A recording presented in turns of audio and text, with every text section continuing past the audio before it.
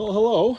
This is Tom Frost, and I am about to try to carve my very first pumpkin.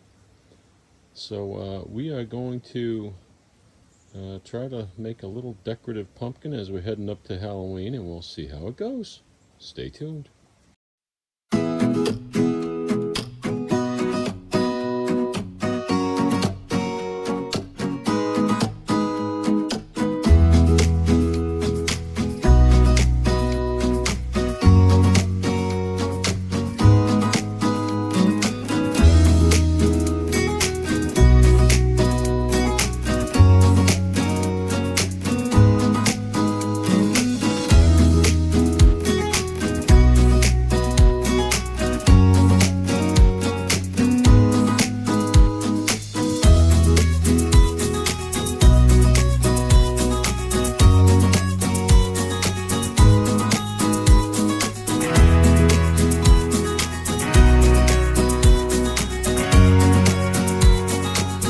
All right.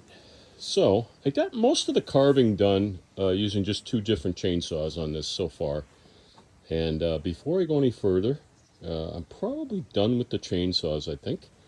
I'm going to do a little bit of detail work on the stem with a Dremel just to kind of bring that to life. And then I'm going to try something I haven't done before, and that's actually take a blowtorch to some of the spots, certainly where the lines are and the stem.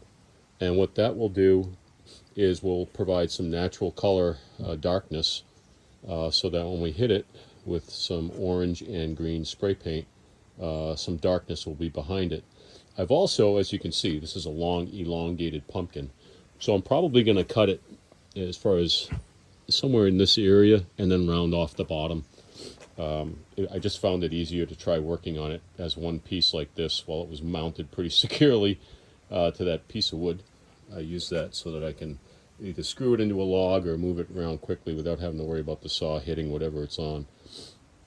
So yeah, so next time you see this, I'll show you some photos of the detail work I did on the stem, and then we'll try burning it and seeing what that does. All right, talk to you later.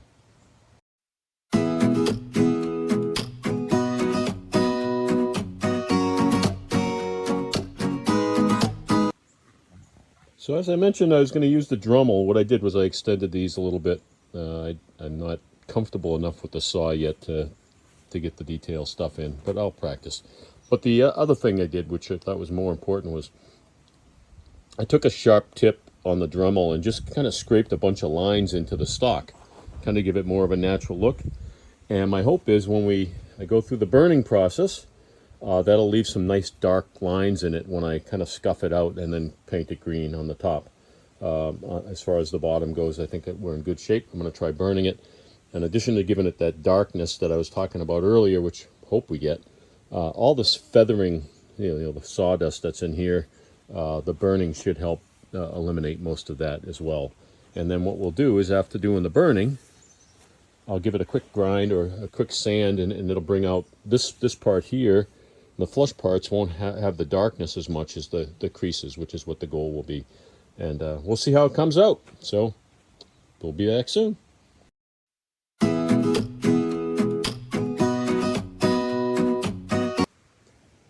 So as I mentioned, I was going to hit this with a propane torch, which I did. It's one of these guys here. And focused on the lines, and as you can see, all that dusty wood shavings that were in there is gone, but it also brings it out. Now, without even having any paint on this, you can really start to get the sense that the details there. As I mentioned, by torching the stock and by using the Dremel, that gave it some shape and some character, which is what you'd normally see on a pumpkin stock. What we'll do next, before I do any more burning or anything else, is I'm going to decide the right length of this thing, and I'm going to cut that off.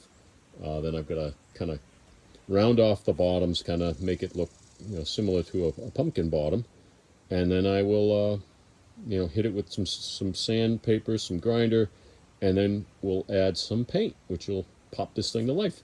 So be back soon.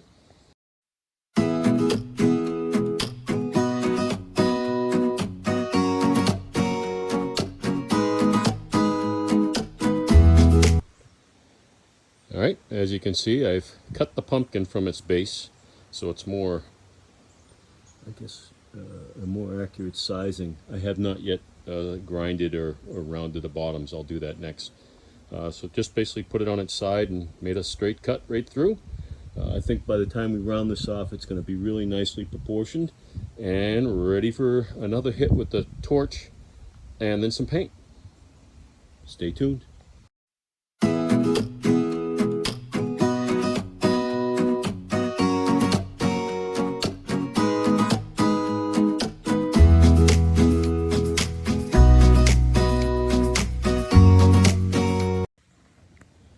Okay, so I've got the pumpkin cut and I reburned the ends and rounded those. So we're ready for some paint. Now, obviously, pumpkins come in all shapes and sizes. If you wanted more of a rounder one, you could do that. If you wanted to do a face, you'd probably not come through with a couple lines and then do a face, and maybe my next one I'll try doing that. But I like the shape of this one. It's a little boxy, but that's okay. For my first one, I'm okay with it. And I'm going to hit this with some paint, and we'll see how it comes out. Stay tuned.